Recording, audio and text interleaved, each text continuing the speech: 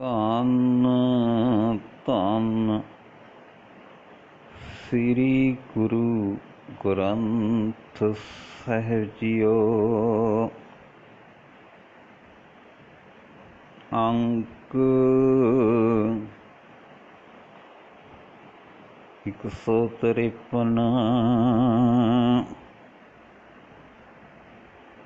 ਗੌੜੀ ਮਹਿਲਾ ਪਹਿਲਾ। ਕਾਮ ਕ੍ਰੋਧ ਮਾਇਆ ਮਹਿ ਚੀਤ।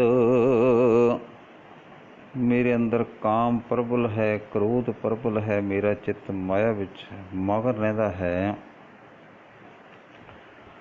ਝੂਠ ਵਿਕਾਰ ਜਾਗੈ ਹਿਤ ਚੀਤ। ਝੂਠ ਬੋਲਣ ਦੇ ਵੈੜ ਵਿੱਚ ਮੇਰਾ ਚਿੱਤ ਜਾਗਦਾ ਹੈ, ਮੇਰਾ ਚਿੱਤ ਤਤਪਰ ਰਹਿੰਦਾ ਹੈ।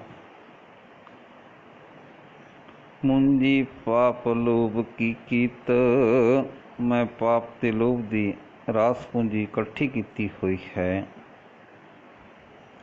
ਤਰ ਤਾਰੀ ਮਨ ਨਾਮ ਸੁਚੀਤ। ਤੇਰੀ ਮਿਹਰ ਨਾਲ ਜੇ ਮੇਰੇ ਮਨ ਵਿੱਚ ਤੇਰਾ ਪਵਿੱਤਰ ਕਰਨ ਵਾਲਾ ਨਾਮ ਵਸ ਪਏ ਤਾਂ ਇਹ ਮੇਰੇ ਲਈ ਤੁੱਲਾ ਹੈ, ਬੇੜੀ ਹੈ। ਵਾਹੋ ਵਾਹੋ ਸਾਚੇ ਮੈਂ ਤੇਰੀ ਟੇਕ। ਹੇ ਸਦਾ ਕਾਇਮ ਰਹਿਣ ਵਾਲੇ ਪ੍ਰਭੂ, ਤੂੰ ਅਚਰਜ ਹੈ, ਤੂੰ ਅਚਰਜ ਹੈ, ਤੇਰੇ ਵਰਗਾ ਹੋਰ ਕੋਈ ਨਹੀਂ। ਕਾਮ ਆਦਿ ਵਿਕਾਰਾਂ ਤੋਂ ਬਚਾਉਣ ਲਈ ਮੈਨੂੰ ਸਿਰਫ ਤੇਰਾ ਹੀ ਆਸਰਾ ਹੈ। ਹਾਂ ਪਾਪੀ ਤੂੰ ਨਿਸ਼ਚਲ ਏਕ ਰਹਾਓ। ਮੈਂ ਪਾਪੀ ਹਾਂ, ਸਿਰਫ ਤੂੰ ਹੀ ਪਵਿੱਤਰ ਕਰਨ ਦੇ ਸਮਰੱਥ ਹੈ। ਰਹਾਓ। ਅਗਨ ਪਾਣੀ ਬੋਲੇ ਪੜਵਾਓ।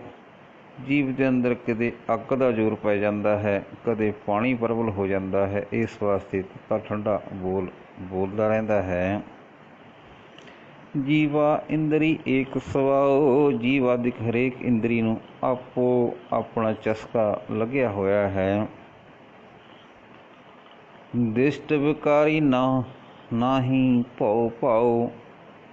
ਨਿਗਾਹ ਵਿਕਾਰਾਂ ਵੱਲ ਤੱਕਦੀ ਰਹਿੰਦੀ ਹੈ, ਮਨ ਵਿੱਚ ਨਾ ਡਰ ਹੈ ਨਾ ਪ੍ਰੇਮ ਹੈ। ਅਜਿਹੀ ਹਾਲਤ ਵਿੱਚ ਪ੍ਰਭੂ ਦਾ ਨਾਮ ਕਿਵੇਂ ਮਿਲੇ?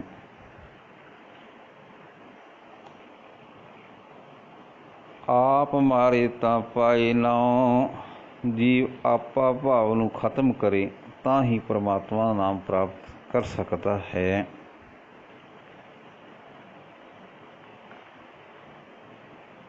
ਸ਼ਬਦ ਮਰੇ ਫਿਰ ਮਰਨ ਨਾ ਹੋਏ।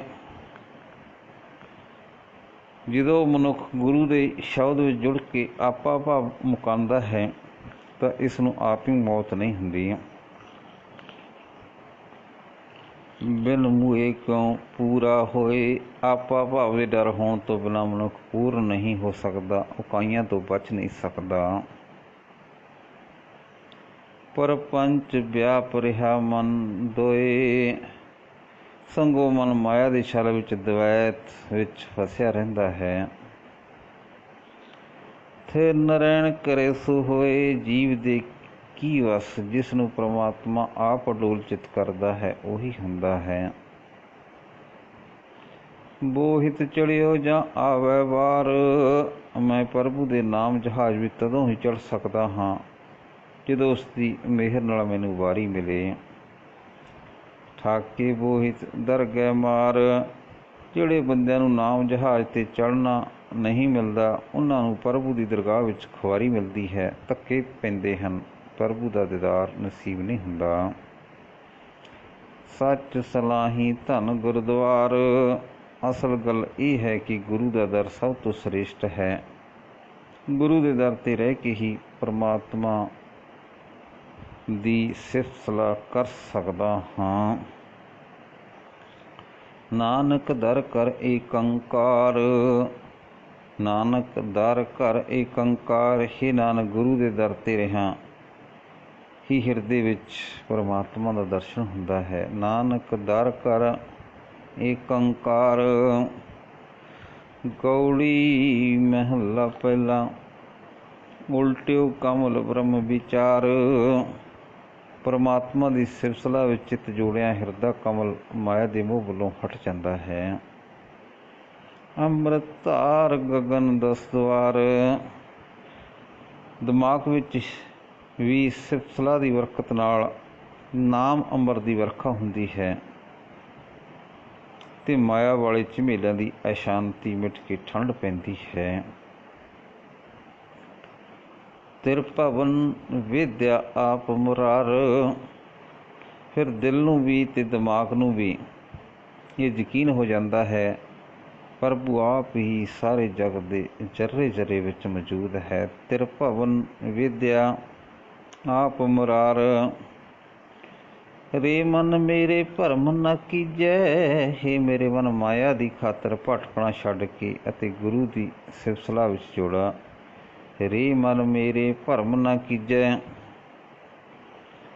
मन मानिया अंमृत रस पीजै। रहाओ जदों मन नूं परमात्मा दी सिलसिला चंगी लगन लग पैंदी है, मन मानिया अंमृत रस पीजै, तदों सिलसिला दा स्वाद माण लग पैंदा है। रहाओ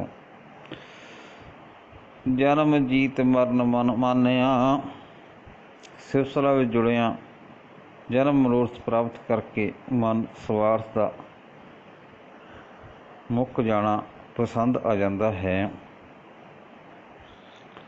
आप हुआ मन गुर ते जानिया, ये गल दी सूझ मन अंदरों ही पै जाती है कि आपा भाव मुक गया है। नज़र भई कर कर ते जानिया, जदों प्रभु की मेहर की नज़र हुंदी है तो हिरदे विच ही ये अनुभव हो जाता है कि सुरत प्रभु चरणों विच जुड़ी हुई है।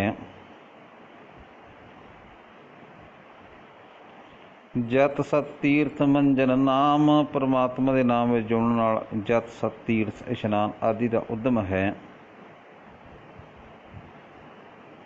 अधिक विस्तार किरियो किस काम में, जत सत आदिक वाला बहुता खलारा खलारा भी क्यों, ये सारे उद्यम का लोक विखावे दे ही हैं। नाल नरैण अंतरजाम ते परमात्मा हरेक दे दिल दी जानदा है। आण मनियो त्यों मन घर पर घर जाऊं, माया वाली भटकना मुकाण वास्ते प्रभु दर तो बिना होर कोई थां नहीं, होर कोई आसरा नहीं।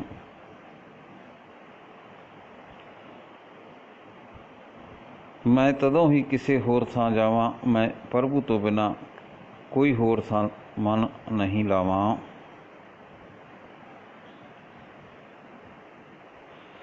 किस जाचू ना ही कोई थाओ, कोई होर थां ही नहीं, मैं किस पासों ये मंग मंगा कि मेरा मन भटकों हट जाए। नानक गुरमुत सहज समाऊं, हे नानक मैनू यकीन है कि गुरु का उपदेश हिरदे विच वसा के वो आत्मिक अवस्था विच लीन रह सकींदा है, जिथे माया वाली भटकणा की अणहोंद है, जिथे अडोलता है।